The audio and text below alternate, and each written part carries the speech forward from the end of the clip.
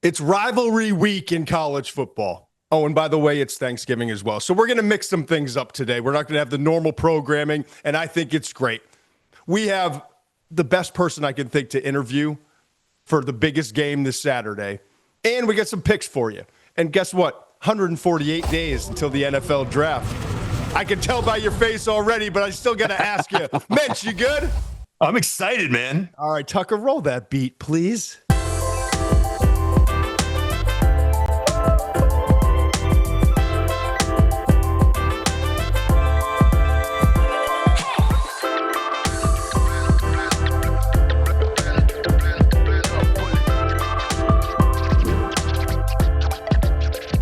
The special guest that we're having on is 165 wins in 15 seasons. It's a record, major college record.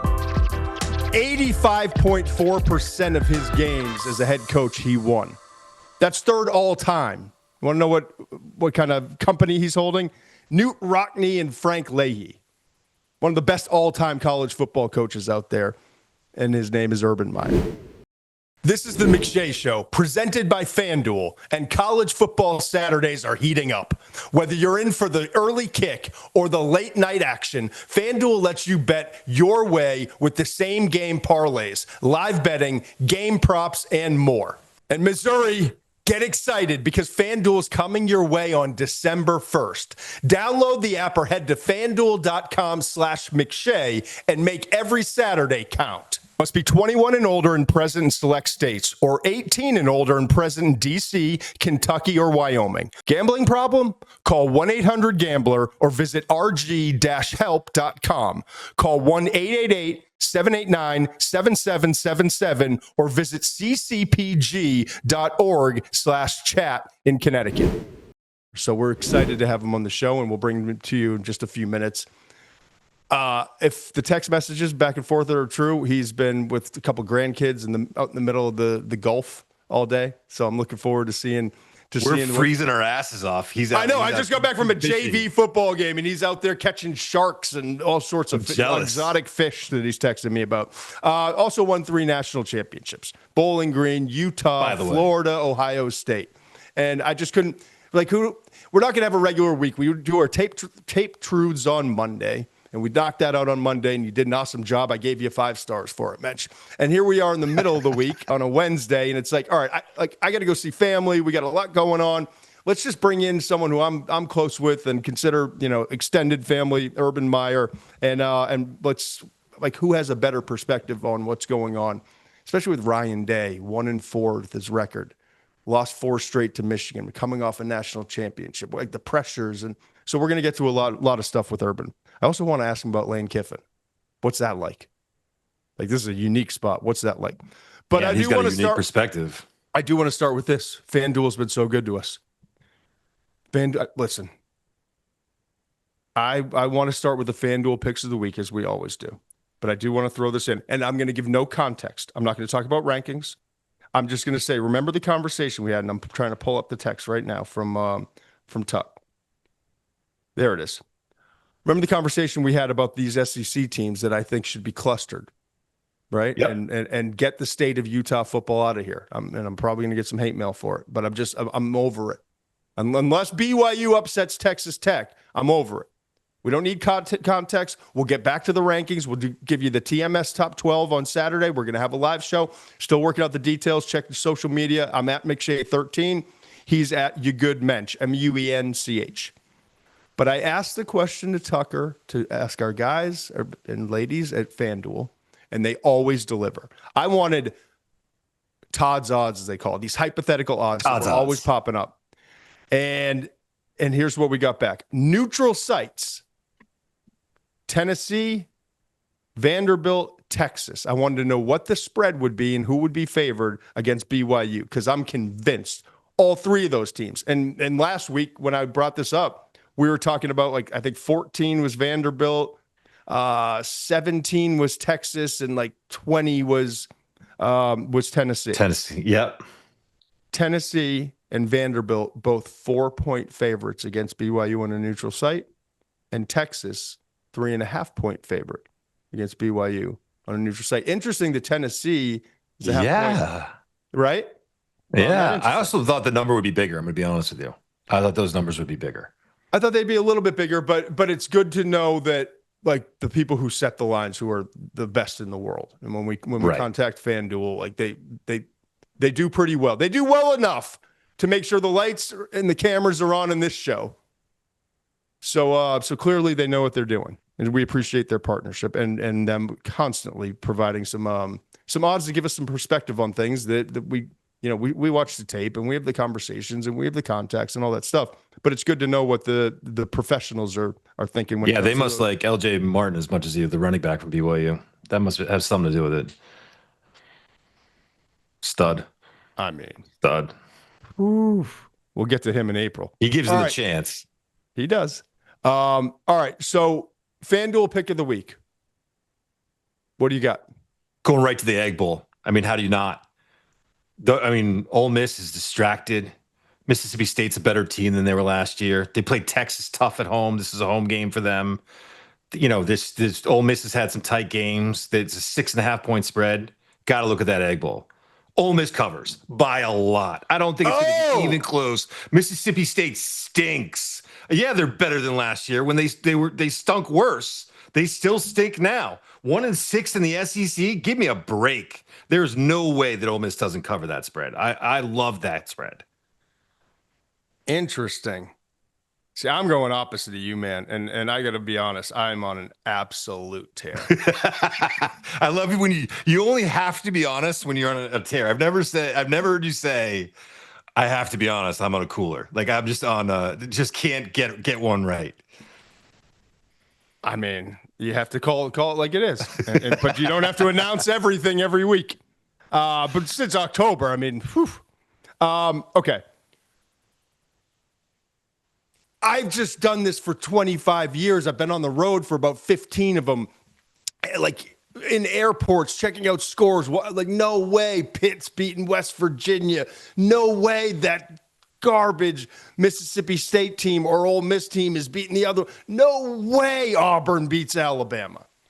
It happens every year, and it's like we get amnesia, okay?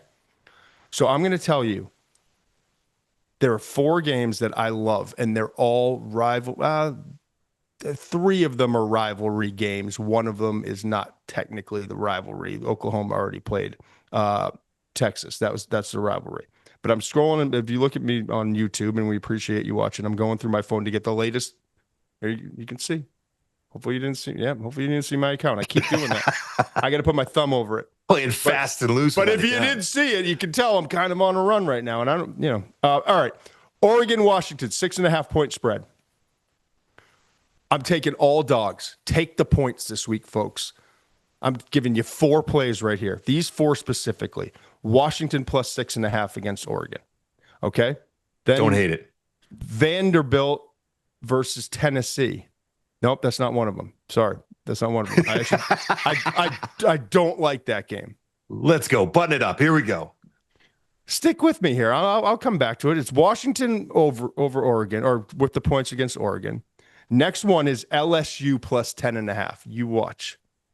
Really? Oklahoma. You watch. Watch. That offense is not a ticking. It's not a ticking. And LSU's defense is just good enough. Just watch. 10.5 points, okay? They're going to have a scare in Norman. Another one. Next one is Auburn, Alabama in the Iron Bowl. It disgusts me. It absolutely makes my stomach sick having to press that button plus 5.5 Auburn. And that's why I know it's a winner. Yeah, watch out. That was the next one on my list, man.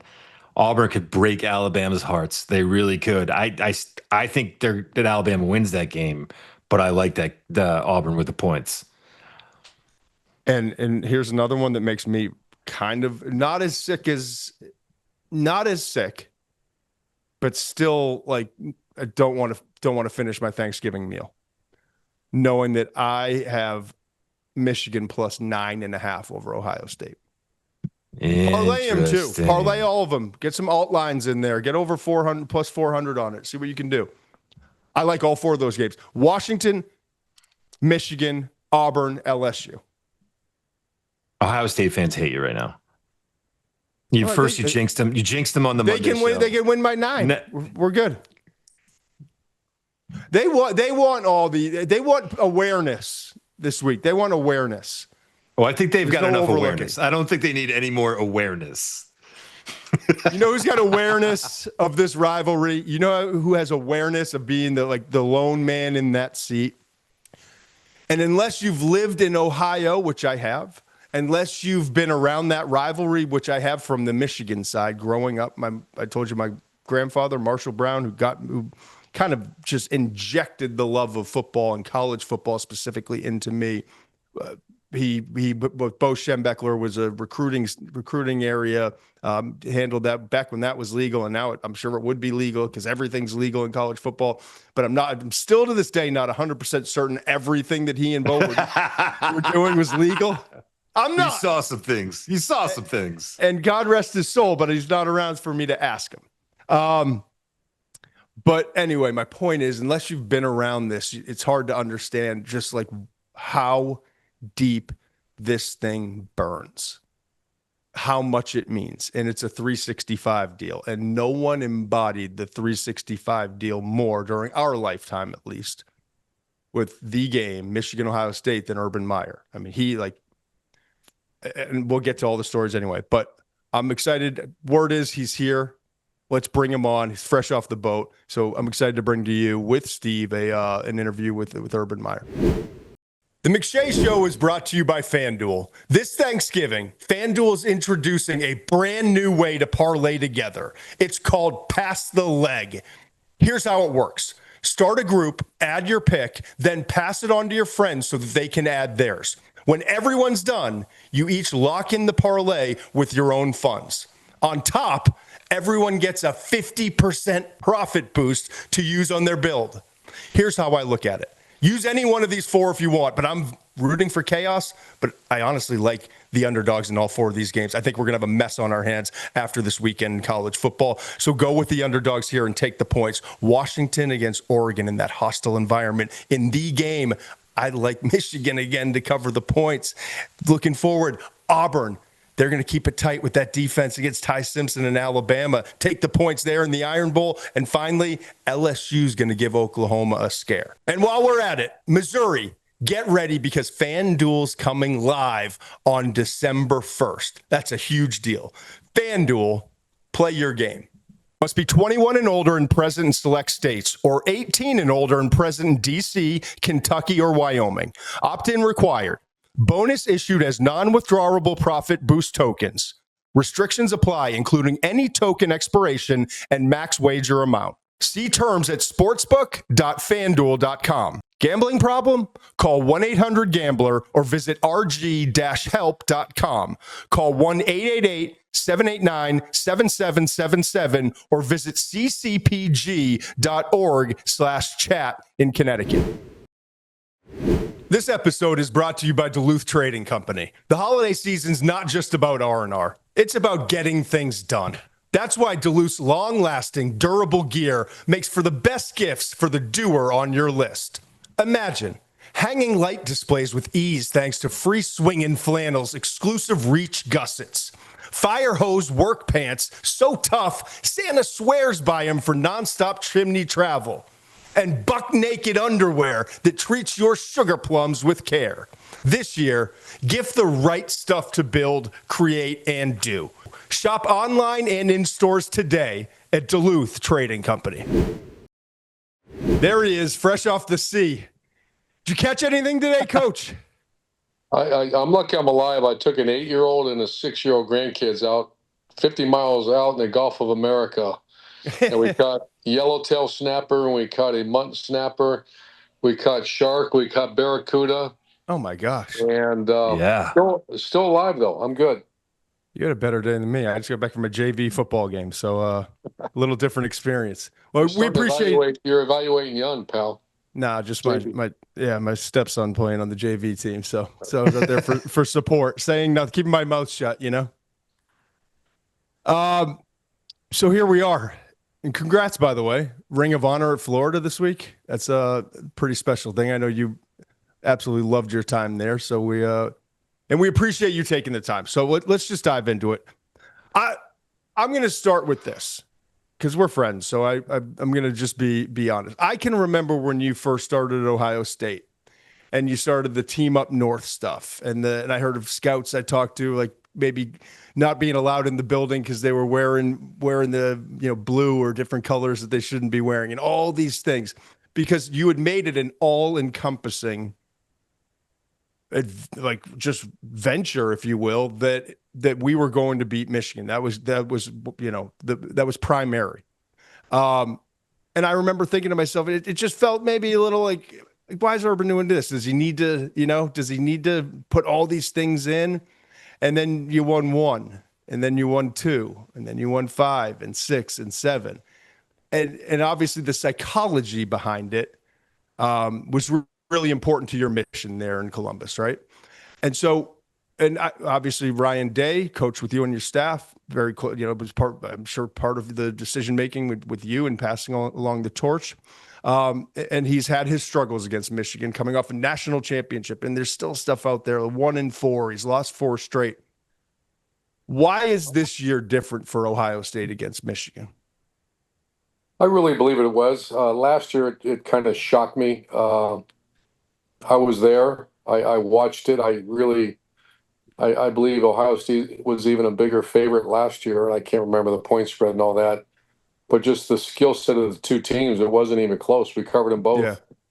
And it was like Ohio State's offense, it was a little bit like the Super Bowl where, the Wolverines played too high and just dared them to run, and the the 2 tackle nose guards for the inside guys for the Wolverines just beat the hell out of Ohio State. And we've all been in games. I've been in games like that. You wake up and like, wait a minute, it's the third quarter, let's go. And then something happens, you punt the ball, then it's fourth quarter. And then I remember when the player broke the run for the Wolverines at the end and they kicked the field goal. And I mean, the state of Ohio dies when you lose that game. And people often not criticize me, but have fun with it, saying like a little bit like you, why? I guess because I grew up in the great state of Ohio. Yeah, I grew up in the 10-year war. I lived this rivalry even when I wasn't coaching it. Did I take it to the extreme? I probably did, but there was a guy that coached for 28 years named Woody Hayes that took it pretty serious, and Earl Bruce, the guy I worked for, and then Jim Tressel. So I tried to, and I didn't do it to be silly, and I would get really pissed off, Todd, if I ever hurt our players or staff. I mean, and everybody knew that was going to be a really bad day for you if someone made light of the fact that we won't say that team's name.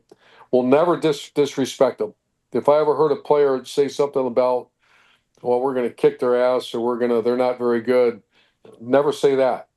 Yeah. Because the minute someone thinks that the Wolverines don't have great players, you have no idea what you're talking about. Those are great players, and they're certainly going to play their best in this game.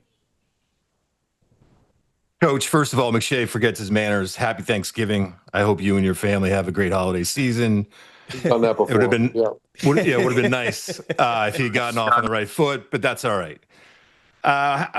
You've coached in a lot of big games, obviously. Utah, Florida, Ohio State.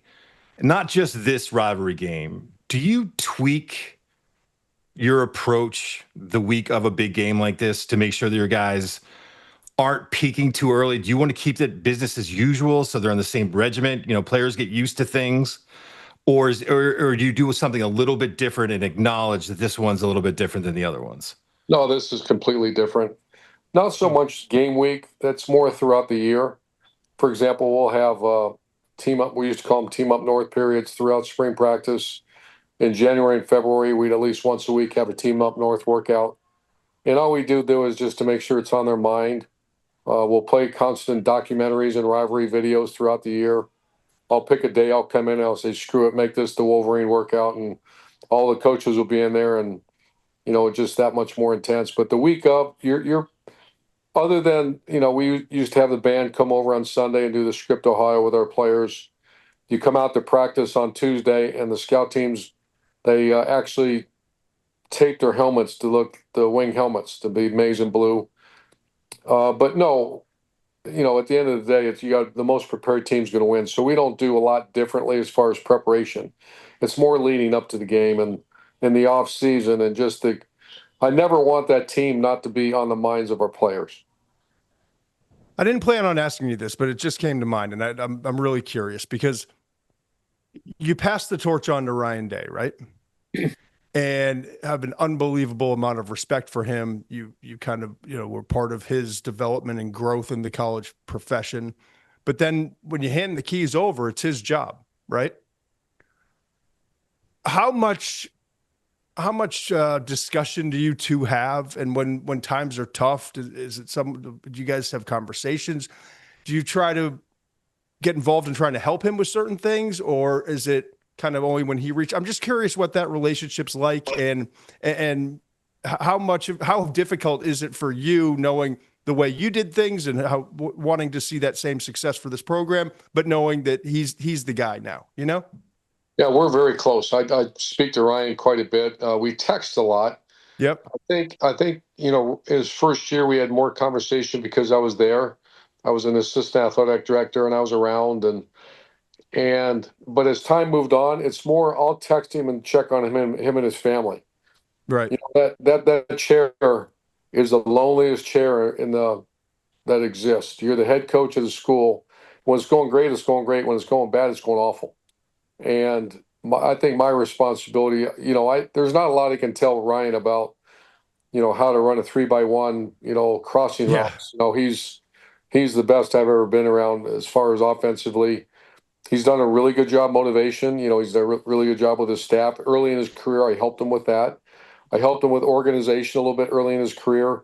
But you look what he's done. His organization skills are a 10. His ability to acquire talent is a 10. His staff, the way he evaluates his staff, and I think he's got an incredible coaching staff. But I think I'm more there to very, all due respect to Todd or to whomever, he can't say, "Hey, Todd, tell me about how you handle this situation in this chair," or Yeah. when you have kids going to school and dealing with the crap they got to deal with, or your wife have to. Those are all real world situations that happen to families. It's happened to me. I come home and there's police around my house. I'm like, what the hell's going on? And Shelly tells me some nut job made a threat to someone. And those are all, people don't know about those, but those are only things that I can talk to Ryan about. Cause I've been there, pal. I know that this is a bizarre world right now. And how are you doing? So it's more about that. He did call me last year after the loss to the Wolverines, and we talked about it for quite a while. But then they went on one of the greatest runs in college football history. So it's more, I want to check on him because I care about him. Yeah, and you know what it's like kind of going through all of that. That's fascinating to me. Let's talk about this game, right? This Ohio State defense, here's how I look at it. You lose 8 guys to the NFL draft. That team was loaded defensively and a lot of big time players. And then you come back this year and you not only have, 8 new starters, and obviously Caleb Downs is there and Styles is there. And Arvell Reese is going to be a really good player, but he hasn't done it as the guy yet. And then you also bring in a new coordinator. And now we're looking at this defense and quite honestly, it may wind up being one of those decade type defenses, right? When you think back to 01 Miami or USC with Malaluga and Cushing and all those guys, or some of the Alabama defenses, or most recently the Georgia defenses. But I don't know that anyone can stamp it yet because they haven't necessarily played the schedule where you can pinpoint 4 or 5 different games where they've had to step up. But if they continue on this trajectory, maybe it is one of those defenses. So when you started out in coaching, you were one of the reasons you rose so fast early on was the spread attack and finding players in space and the creativity of it. I'm curious, when you watch this Ohio State defense, when the offensive mind starts to churn a little bit, how would you try to attack it? Is it tempo? Is it trying to the mobility of the quarterback, knowing what you have personnel-wise, Michigan? What are you trying to do to try to crack this wall, if you will? I watched Ohio State defense, first of all, because I'm intrigued by, and Matt Patricia's been a friend for mine 20 years. And when I watch it, I always try to find indicators. That's my first. For 40 years, that's what you do as an offensive coach. You turn on play. You're not watching the ball. You're watching the safeties. You're watching the rotation. You're watching if there's something that's going to tell you where it's coming from. And that's what they do a great job of. So, instantaneously, if I watch a game on TV, yep, I'm not watching that. I'm watching they're called indicators. In the old days, it was when the boundary safety was 3 yards off the hash, the corner was in press, it was corner blitz. yep. If the strong safety was inside number 2 and the free safety was cheating towards the field, it was a field blitz. Teams are the evolution of defensive football because of the self-scout and the analytics and all the video. And, Patricia, and he tells me the intelligence of his players, that's the hardest thing right now. I don't know where it's coming from, and I'm a pretty good eye. Yeah. I can imagine a young true freshman quarterback in Ann Arbor watching what they've been doing and saying, okay, now where's it? That's the whole key it's really good conversation. What's the whole key as an offense? Where's it coming from? Because I don't care if it's Arvell Reese or Caleb Downs, if you know where it's coming from, you have a chance for success. Because all you got to do is get hat on hat and you get plus yardage, even if it's great players. But if you don't have any idea where it's coming from, then you're putting your players don't have the advantage that you as an offensive coach should give them. And that's sick. That makes you sick to your stomach when we go into games. And I knew deep down, we're not helping our quarterback. We're not helping that left tackle when he sees certain indicators, here's what's coming. And I think that's, other than great players, there's no indicators. Oof. And so now, all right, so now you're calling plays for Michigan on Saturday. Yeah, is it simplify so to not put this freshman quarterback in this game against that defense and that personnel without great indicators where you feel like you're giving them a schematic advantage? Is it simplify? Like what is it that you're trying to do to try to put him in the best position to succeed, knowing just watching the tape, like unbelievably talented, big, strong, mobile, big time arm, but there's still some real true freshman mistakes and not seeing things even when they aren't Matt Patricia and Ohio State-esque. Yeah, I'd put double tape on his ankles. I'd make sure. I might even throw a neck roll on his ass, but I'm just kidding. But the whole idea is get first downs, and then once you cross that 50-yard line, you can screw around a little bit, take a shot down the field, but I would not mess around. Yeah. And you've seen me with quarterbacks, and this kid is not a good runner. He's a really good runner now. Yes. He's going to get beat up a little bit. But I get your mind right. I'm going to run you 15, 16, 18 times, and I'm going to do all we can to keep you on schedule until this game slows down for you a little bit. The first half, I might run this quarterback a bunch. Why? Just get first downs. That's the great equalizer, the quarterback run. It equates numbers, and it slows the game down for a guy like that, for a quarterback. And all of a sudden, you got to start defending the run. They'll show their hand a little bit. So I've been in that situation. I know, and I've talked to my quarterbacks before. Hey, listen, here's how this game's going to start until we slow this stuff down a little bit, and we can get a feel for what they're playing, because they're going to show their hand in that first 3 series. Yep. You have a good idea how they're going to. They can't all of a sudden come out into like the second half and be in a different defense. That's really hard to do. Calm down, get first downs, get a couple field goals, maybe find a way to score a touchdown, but play field position football. Do not put your quarterback in harm's way, and figure it out. And then once you get it dialed in on the sideline, okay, this is what they're in. Now let them start to play a little bit other than running the ball. That's what I would do. I love that. I got one more for you on this game, and then I think Steve's going to jump in before we transition to some other stuff. I read today that Ryan Day came out and said that Jeremiah Smith, all-world receiver, Carnell Tate, who's played his way into the first round this year, they're both, quote-unquote, day-to-day, right? It's a different world. You and I talk about this a lot. It's a different world we live in now. This game means everything, but there's also a college football playoff run looming. I know these decisions are made by doctors, but do you handle this situation any differently? Like, if this was the last game and there was no national championship, you're kind of, like you said, double tape their ankles, whatever you got to do to get them out there and play. But is there a little bit, if you're the head coach and you're looking at this situation, is there concern like if we play them in this game, and maybe not just, I'm not even asking for information on these two, I'm just saying in general, does it kind of change the mindset of pushing because this is it, this is everything, or is it still the same? Ohio State, Michigan, if you can physically, anything in your body can allow you to play, you play. Yeah, I drank the Kool-Aid too long ago. That doesn't even compute with me. That this is the most important thing in our life, other than your family, your faith, beating the team up north. And and I remember Jerry DiNardo makes fun of me all the time when he says, "You would really say that you'd lose every game and win this one?" I said, "Absolutely." I looked at him like, "Of course." And do I understand that the world has changed? And Coach Day and Ohio State's first team, I think that ever won the national championship without winning that game. And I get it; it's great. But you're talking to an old school Buckeye that, Yeah. no. This is it. We trained on this one for 365. So no. This, if you can go, we can go. We're going to win this game. I love it. All right, go ahead, Steve. Coach, this ties into some of the stuff we've already talked about, your relationship with Coach Day and a young quarterback going against a great defense. I think one of the great storylines in college football this year is all of these contenders who have first-year starters at quarterback. You're looking at Gunnar Stockton at Georgia, Dante Moore at Oregon, C.J. Carr at Notre Dame, Ty Simpson at Alabama, Arch Manning at Texas, all first-year starters, first full-time starters.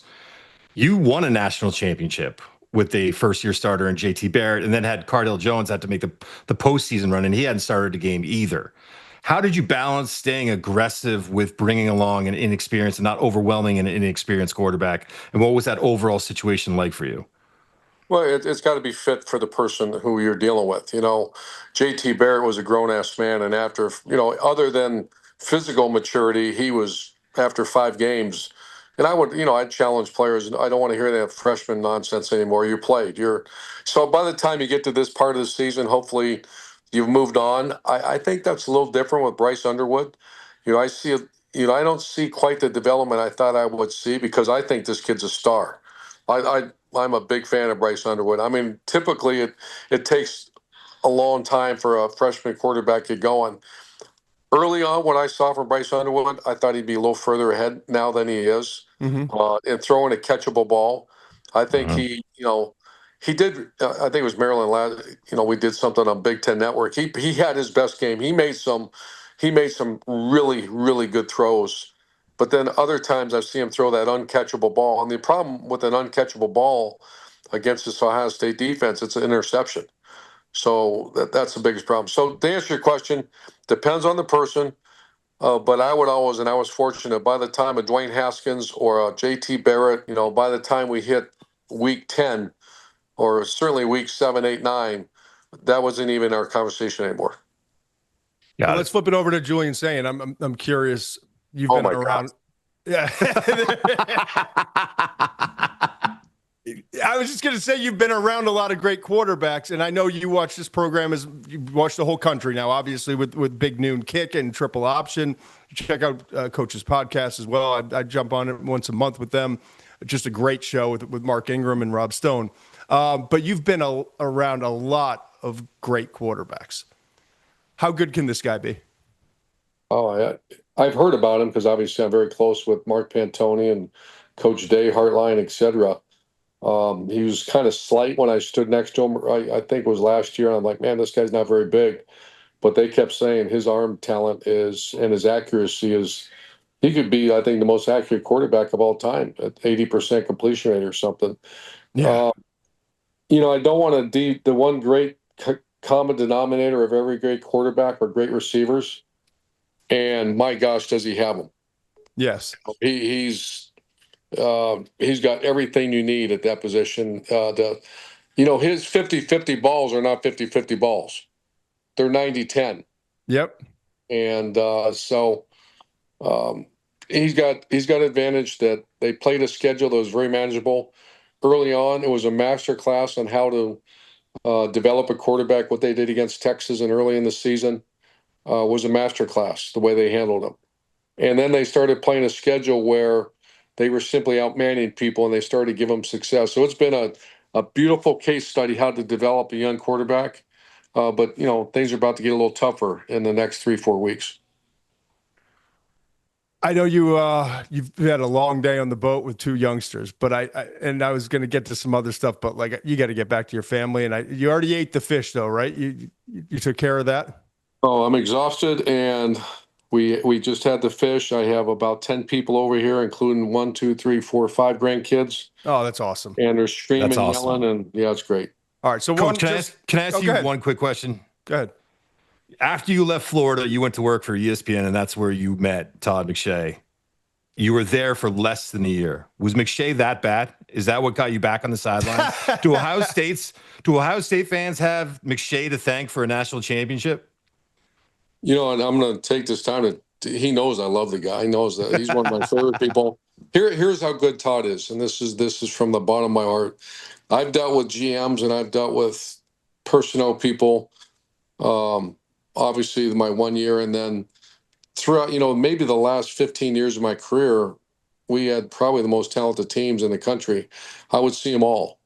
And then the time I spend with Todd and the time I talk to him, I'm really shocked he's not a guy that's deciding who goes on rosters, because he's that good. I know he puts in the work. So, yes, he's a pain in the ass. Yes, he, that's what I want to hear. There it is. He's got a dry sense of humor. Yes, but he's also a great friend, and I think the best guy out there that evaluates talent and does his work on it. So I love being around. I appreciate you, Coach. That's very kind of you. It's having the grandkids around that softened you up today. I appreciate that. That means the world to me. I know it really does. And of course, just like me, I'm going to ruin the moment and ask you one last question. Lane Kiffin's out there. I'm not asking you for where he's going, but I really am curious, because there's not many people in the world that have the perspective on what this decision is like. You're coaching young men that you truly love, that you care about them and their family and their futures. There's opportunity out there, and you're trying to weigh all of these things while coaching these players. What would it be like? Take us into just a glimpse into what it's like to make this kind of decision, and what Lane's kind of going through right now, and what that process would be. I've never had, the decision I made with Bowling Green, Utah, that was excruciating, because I love those kids, but it was a step up. Mm-hmm. Then I went from Utah to Florida, and that was, we had the best season Utah's ever had, and that broke my heart. But to a player, they actually came in and said, congratulations, as you moved on, and we went to the Fiesta Bowl, first BCS Bowl, et cetera, et cetera. This is a whole different animal. You got a team in the same conference. You got a team that you're playing for a national title. They could legitimately be in the hunt for the national title. Mm-hmm. I know Lane pretty well. I've not talked to him about it, but I don't know how I just don't know how. I don't know how that'll sit with you the rest of your life, and certainly a player's life.